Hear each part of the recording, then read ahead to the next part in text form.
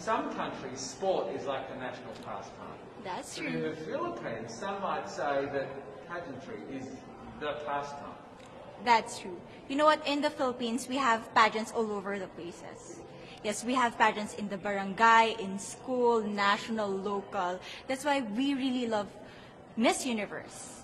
It's like it's giving pride and putting the Philippines back on the pedestal. That's why there's an added pressure as a candidate coming from a pageant-loving country. But it's a good pressure. I always look up to our former Miss Universe Philippines. They really did well in the competition. And now this is my time to show who I am, to offer what Rabia can show to the rest of the universe. So I'm very happy, and at the same time, I'm excited to make all my kababayans proud, and hopefully I do. Why do you think it is that the Philippines love pageants? They have appreciation for beauty. We do love pageant because we used to think that we wanted to be included in the world, I have to be honest, in the Philippines, my skin color used to be not the standard of beauty. I was obsessed whitening my skin because these are the kinds of beauty queen we see on the mainstream. But things were different now. That's why I'm very proud to be a morena. In the Philippines, we call it morena. It's brown skin girl. And to be able to represent, my color, my identity as a true Filipina. Tell me about your journey to being crowned Miss Philippines. That, in a world that, in a country, I should say, that loves pageants. That must have been a very intense process. Tell me about, your journey to being Miss Philippines. Well, my journey was crazy.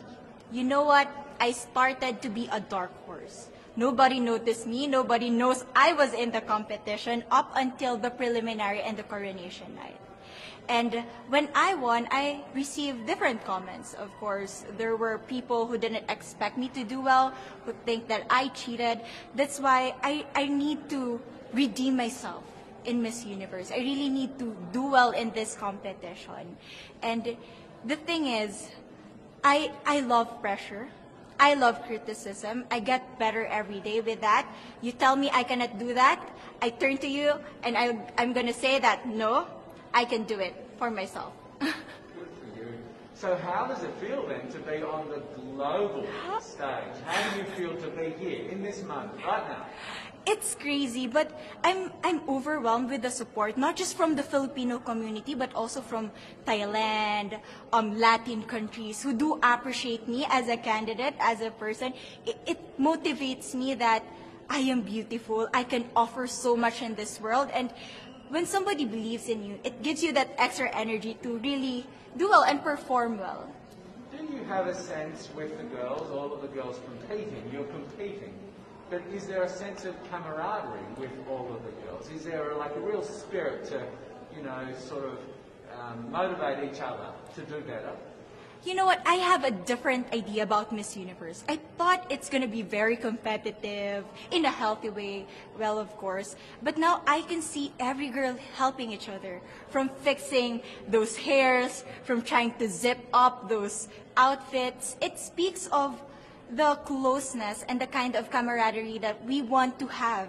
The goal of Miss Universe is not just to crown one girl, but also to build a genuine and long-lasting friendships among us. Would you say within the Miss Universe world, the contestants, is there a sisterhood? Are you sisters?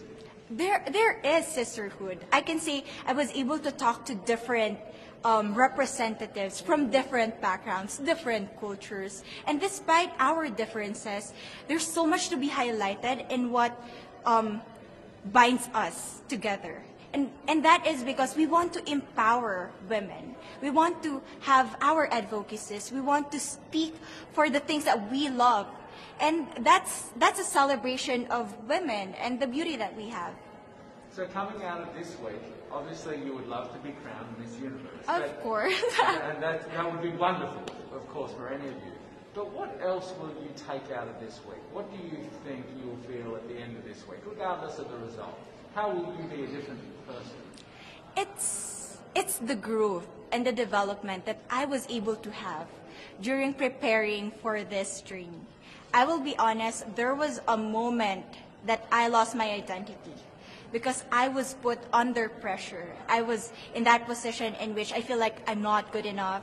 I'm not a good representative of my country, but I was able to bounce back stronger.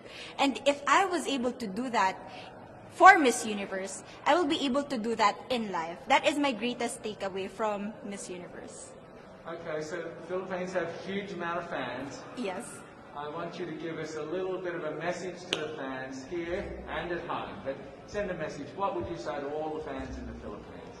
To all my fans from the Philippines and from all over the world, maraming salamat po. Thank you so much for loving me and for believing in me. It means a lot to somebody who is so naive in this industry, who has no idea how to become a beauty queen on the first day of my journey. But because of your love and support, I was able to be the woman that I am today. And regardless of the result, I may or I may not win the crown, but one thing is for sure, I'm gonna make you all proud.